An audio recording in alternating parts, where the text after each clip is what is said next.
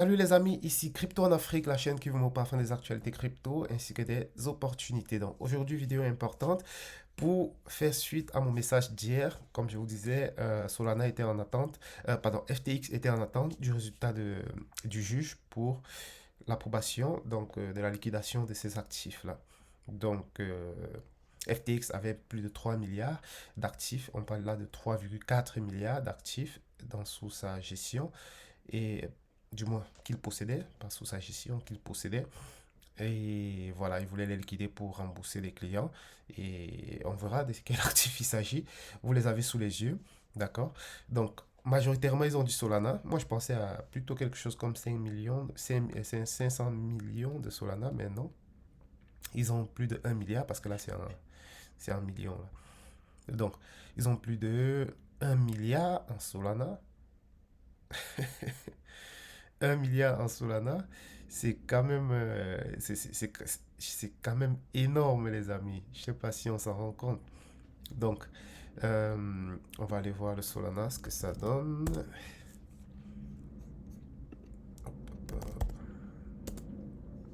C'est pour ça que je trouve que Solana est très risqué, les gars. Très, très risqué. C'est pas que Solana n'est pas un bon projet. Solana a a beaucoup d'adresses actives. Solana a corrigé ces trucs sur lesquels les trucs qui lui étaient reprochés. Maintenant, il restait un peu de décentralisation, mais là, vous voyez, depuis le début d'année, il y a beaucoup de projets qui sont sortis, mais Solana, non. Depuis octobre, avec la chute, ils ne se sont pas vraiment relevés. Et puis, si on va voir, il y a. Là, on est en train de briser les supports. Donc, il y a un support à 17 000. Et le prochain support. euh, alors, c'est bizarre. Ouais. Donc, vous voyez là. Donc, il faut que, à coup sûr, on viendra chercher ces niveaux-ci. On viendra chercher les niveaux de 15. Et s'il n'y a pas trop de fugue, on pourra replonger au niveau des 9 pour venir chasser cette liquidité-là. Donc, pour moi, Solana, c'est un bon actif, mais c'est très risqué, d'accord? Si Solana n'était pas aussi risqué, Solana serait déjà bien loin, bien plus loin. Donc, on est toujours quand même sur une capitalisation de 7 milliards que je trouve très, très, très, très, très, très surévalué à mon avis. Hein. Mais le marché fait ce qu'il veut. D'accord? Un actif comme Solana devrait normalement être autour de 1 milliard, 2 milliards maxi, mais là on est sur 7 milliards en plein bear market.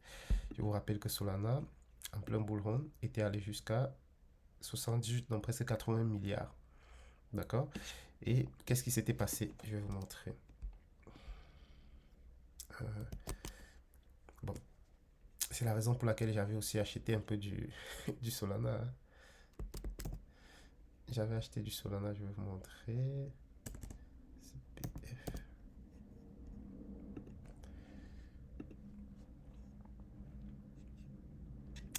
Alors, je sais pas trop comment est-ce qu'on peut faire une recherche dans le compte de quelqu'un. Je sais le faire avec, je sais le faire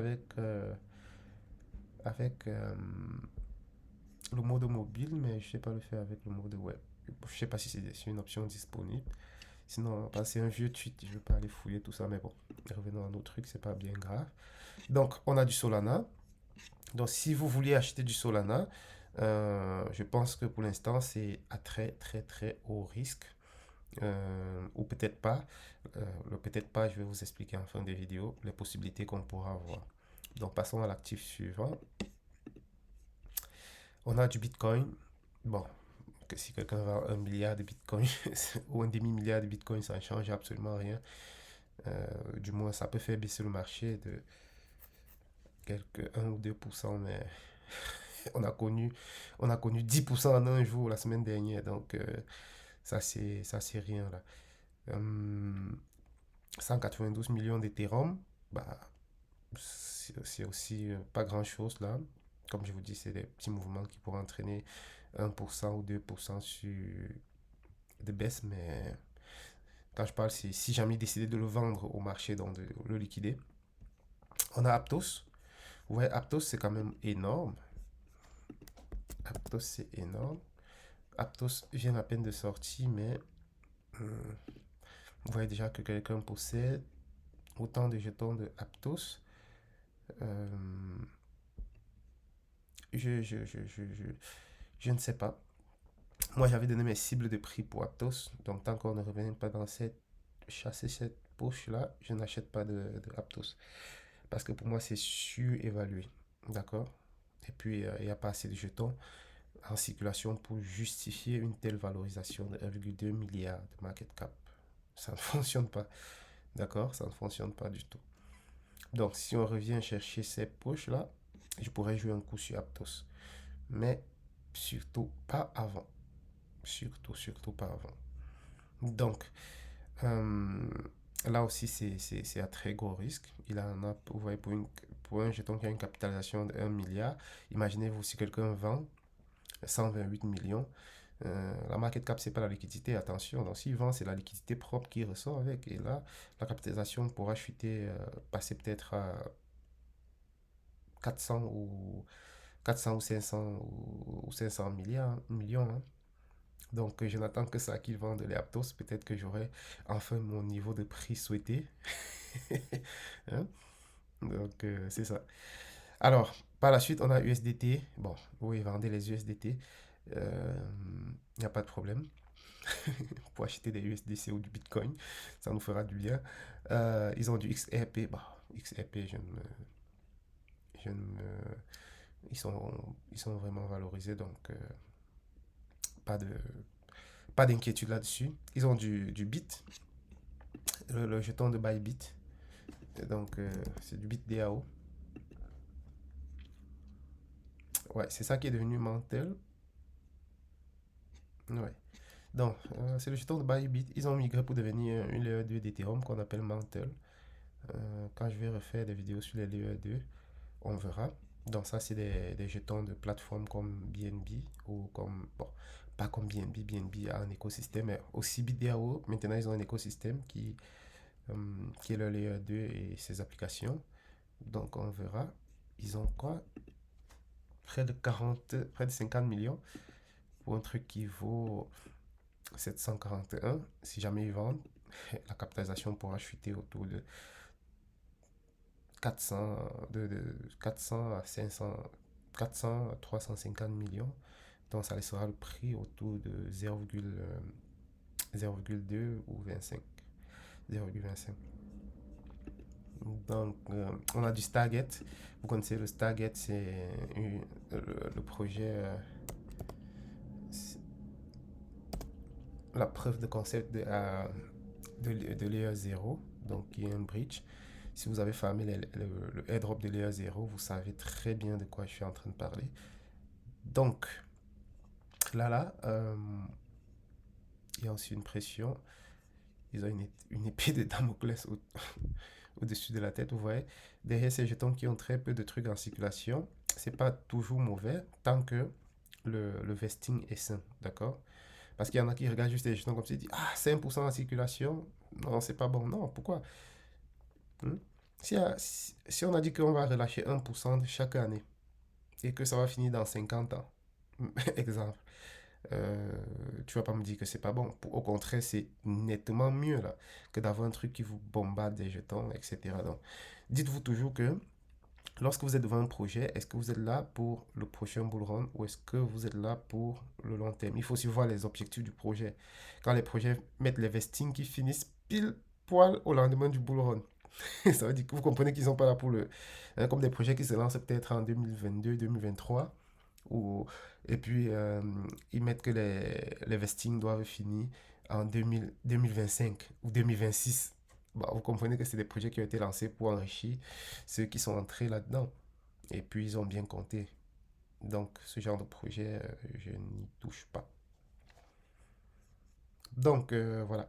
Sinon, il peut avoir des avantages à avoir des petites quantités en circulation parce que si le marché vient et puis ça ira vite. Regardez, je vais vous prendre un exemple de Avax. Ok? Je vais vous prendre un exemple de Avax et puis vous allez comprendre. Checkez-moi Avax. Donc, regardez ici. Il est sorti, il avait une très petite capitalisation. Bon, pas très petite, mais 100 millions. Ouais, 100 millions, il y avait très peu de jetons en circulation. Actuellement, on n'a même pas sorti la moitié, pourtant c'est sorti en 2020.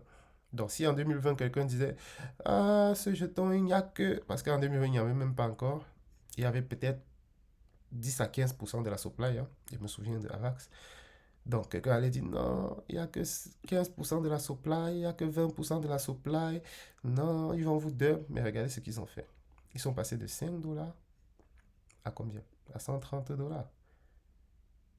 Donc, vous comprenez. Donc, c'est pas forcément parce que les jetons ne sont pas en circulation que c'est pas un indicateur fort. D'accord? Le plus important, c'est de regarder le vesting. Avax, par exemple, le vesting indiquait qu'il devrait finir la libération des jetons en 2026. Vous comprenez, on est en 2020. Ils ont prévu le truc sur 2 bull runs. Donc, tu comprends que c'est le long terme. Mais vous avez des trucs qui sortent maintenant et puis ils vous disent dans deux. Non, c'est pas possible. C'est pas possible. Donc, vous avez compris pour Stargate. Je ne suis pas personnellement investi là-dessus, mais la courbe montre quand même une petite accumulation et puis la peur. Euh, je ne sais pas. Bon, c'est un jeton de gouvernance. Je n'investis pas vraiment sur les jetons de gouvernance, sauf pour certains types de projets. Mais c'est ça. Alors, vous avez le prochain qui est le BTC, donc BTC emballé. Et puis, bon, ça revient BTC Ether. Donc, voilà les jetons qui sont à très haut risque si vous les avez actuellement dans votre portefeuille. Maintenant, le juge a rendu le verdict. Et puis, on va voir ce que ça donne, d'accord? Je disais tantôt, c'est pas forcément négatif. Pourquoi? Parce que, surtout pour Solana, les gens n'attendent que ça parce que ça va libérer le Solana et puis ça va le décentraliser. Ça, c'est d'un. Et de deux, c'est que les ventes ne sont pas obligées d'être faites au marché. D'accord? Pour moi, perso, ça, c'est un non-événement. Pour moi, c'est un non-événement, ça. D'accord? Mais les gens vont commencer à bavarder autour, etc. Mais il faut que je vous explique pourquoi, pour moi, c'est un non-événement. Parce que le pire scénario, c'est qu'on vende au marché. Même si on vend tout ça sur le marché, bah, Solana va cracher à lui tout seul. Bitcoin va prendre moins 2%, Ethereum moins 2 ou 3%. Et puis le lendemain, on sera dans une journée normale. Les gens vont racheter le dip. D'accord? Stargate, on s'en fout. Bybit, machin, on s'en fout. XRP, ça ne touchera rien. Aptos, si crash, on s'en fout. Euh, Deuxième option, c'est qu'ils peuvent vendre en OTC. Donc, vendre en OTC, ça veut dire qu'ils vont trouver un moyen de vendre de main à main. Donc, sans passer par le marché. Quand vous vendez en OTC, ça veut dire que ça n'impactera pas le prix. Donc, il y a des gens qui vont venir. euh, ils vont, il y aura l'offre et la demande, comme ce qu'ils avaient fait avec le jeton CUF. Euh, Ils achètent en dehors des exchanges, tout simplement. C'est ce que ça veut dire en OTC. Vous achetez en dehors des échangeurs. Du coup, il n'y a pas d'impact sur le prix. Donc, ils vont se dire, OK, si nous, on vend nos sols, là, si on vend nos Solana, si on veut se mettre à dumper ça au marché, bah, tous ces Solana ne seront pas vendus au même prix parce que au fur et à mesure qu'on va liquider, le prix va baisser. Ça veut dire la dernière de leur pièce, ils vont réussir à vendre ça quand le prix va aller acheter peut-être à 9 dollars. D'accord? Alors, qu'est-ce qu'ils vont dire? L'OTC dit, OK, si je veux vendre ça, je vais me retrouver dans un prix moyen peut-être de 12 dollars. OK? Donc, que de faire chuter le prix comme ça, je trouve des acheteurs qui peuvent acheter au prix de 12 dollars actuellement et qui croient au projet, par exemple. Et les gens vont acheter au prix de 12 dollars. Et puis, voilà. S'ils réussissent à vendre, ils pourront se débrouiller pour vendre. Mais s'ils pensent que le Solana ira plus, ils vont faire une belle affaire de dire, OK, j'achète à presque moitié prix au jour d'aujourd'hui. Donc, c'est ça les ventes en OTC. Et je pense que c'est vers là où on s'en va. Et tout compte fait, hum, si tout ça va faire que les gens retrouvent leur argent, bah, ça va. Parce que même s'ils vendent, ceux à qui vendent, ce sont des gens qui sont dans la crypto. Donc, ils vont prendre ça toujours pour racheter des cryptos. Donc, s'ils vendent, ça va nous faire juste chuter. Qu'ils vendent même ça au marché. Comme ça va faire chuter le truc. Et puis, on va racheter certaines pièces encore moins chères. D'accord? Parce que c'est pas comme s'ils vendent pour aller acheter les jets privés avec. Non, ils vendent pour redonner aux crypto-investisseurs qui savent qu'il y a un bull market qui arrive. Donc, qu'est-ce que ces crypto-investisseurs vont faire selon vous? Bah, ils vont tout simplement racheter encore des cryptos. Donc, je ne suis pas vraiment inquiet. Pour moi, ça, c'est un non-événement. C'est vraiment un non-événement, d'accord? Allons même voir comment le marché a réagi parce que le truc est tombé, ça ne fait pas encore 2 heures. Alors, regardez, regardez le marché. Peut-être le marché n'a pas encore réagi, mais le marché réagit toujours en anticipation. Donc, regardez, Bitcoin, rien. Ils sont plutôt dans le vert. Ethereum, rien. XRP, rien. Solana, intact. Solana qui est même le plus en danger. Mais regardez, il n'y a rien. Donc, comme je dis, c'est un non-événement. Les gens vont essayer juste de fuguer, vous faire peur, etc. Mais il y a, il y a rien.